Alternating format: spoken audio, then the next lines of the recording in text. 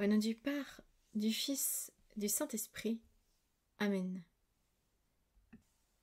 Viens, Esprit Saint, viens par la puissante intercession du cœur immaculé de Marie, ton épouse bien-aimée, viens.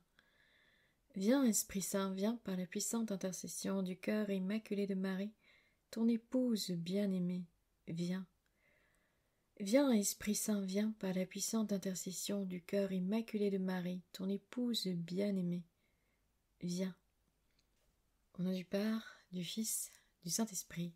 Amen. Bonjour à tous, bien-aimés du Seigneur. J'espère que vous allez bien. Et aujourd'hui, je voulais vous partager quelque chose qui m'a surprise. Et je vous avoue que je me surprends à vous le partager aussi. Mais alors que je lisais le catéchisme de l'Église catholique, la vidéo numéro 163, et que je méditais en même temps la vidéo 162, toujours du catéchisme de l'Église catholique, le mot pierre vivante, quand on parle des âmes qui sont dans l'Église, m'a frappée en fait, si on peut dire ça comme ça. C'est peut-être le cas de se dire que j'étais frappée par une pierre. Mais voici une part de la méditation que je voulais vous partager aujourd'hui, que j'ai vraiment reçu de vous partager. Donc je vais relire le numéro 1179 du catéchisme de l'Église catholique, qui était dans la vidéo numéro 162, qui correspond à ce qui m'a interpellée. Le culte en esprit et en vérité, voir l'Évangile selon saint Jean chapitre 4 verset 24, de la Nouvelle Alliance, n'est pas lié à un lieu exclusif. Toute la terre est sainte et confiée aux enfants de Dieu. Ce qui est premier, lorsque les fidèles se rassemblent en un même lieu, ce sont les pierres vivantes, assemblées pour l'édification d'un édifice spirituel. Voir la première lettre de Pierre, chapitre 2, verset 5.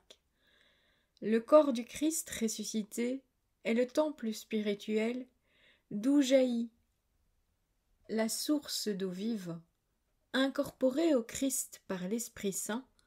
C'est nous qui sommes le temple du Dieu vivant. Voir la deuxième lettre aux Corinthiens, chapitre 6, verset 16. Et en fait, il y avait la phrase de l'Évangile selon saint Luc qui résonnait, et dont je vais vous reprendre tout un passage en fait. Donc c'est l'Évangile selon saint Luc, chapitre 19, les versets 37 à 44. Alors que déjà Jésus approchait de la descente du mont des Oliviers, toute la foule des disciples, remplie de joie, se mit à louer Dieu à pleine voix pour tous les miracles qu'ils avaient vus.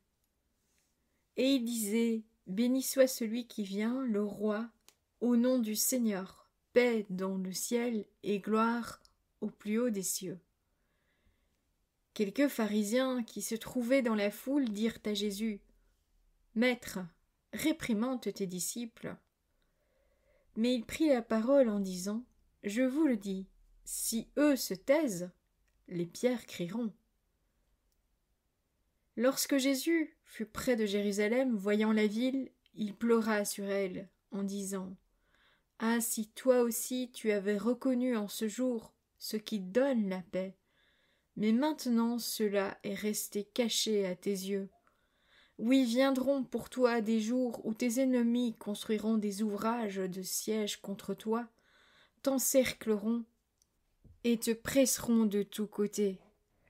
Ils t'anéantiront, toi et tes enfants qui sont chez toi, et ils ne laisseront pas chez toi pierre sur pierre, parce que tu n'as pas reconnu le moment où Dieu te visitait. Et en fait, tout ce passage me frappe comme une pierre. Les pierres, si eux se taisent, les pierres crieront. Et en fait, ce qui m'a... Une interprétation qui est peut-être un peu plus personnelle, mais là je vous partage vraiment cette interprétation que j'ai eue. Si eux se taisent, si eux se taisent, ce sont nos prêtres, nos évêques, en tout cas ceux qui, normalement dans l'Église, sont chargés de parler, de dire et de proclamer l'Évangile. Et Jésus nous dit, si eux se taisent, les pierres crieront. Et je pense qu'en fait, que ces pierres, il ne faut pas l'oublier, c'est nous, les enfants de Dieu, les baptisés. Nous sommes les pierres vivantes du temple de Dieu. C'est ces pierres-là qui crieront. Et ce qui me frappe surtout, c'est aussi le passage qui est juste après, où Jésus pleure sur la Jérusalem, et il le dit, « Malheur à toi qui n'as pas su reconnaître le temps dans lequel tu étais, car maintenant viendront des ouvriers qui se mettront à l'ouvrage et te presseront de tous côtés pour te détruire. » Et je me suis dit que, en fait, ce passage-là, je le trouve vivant dans notre situation actuelle, dans notre Église. Donc voilà, je vous partage cela, je laisse cela à votre méditation, parce qu'à mon avis, la méditation est loin d'être finie. Il y a encore sûrement beaucoup de choses à méditer sur ce passage. Mais vraiment, j'étais très interpellée aujourd'hui par ce passage et je voulais vous le partager. Parce que je pense que nous sommes invités à être des pierres vivantes qui crieront. Voilà, soyez bénis. Que Seigneur nous bénisse tous, que votre ange gardien veille bien sur vous, et que la paix soit avec vous et qu'elle habite votre cœur.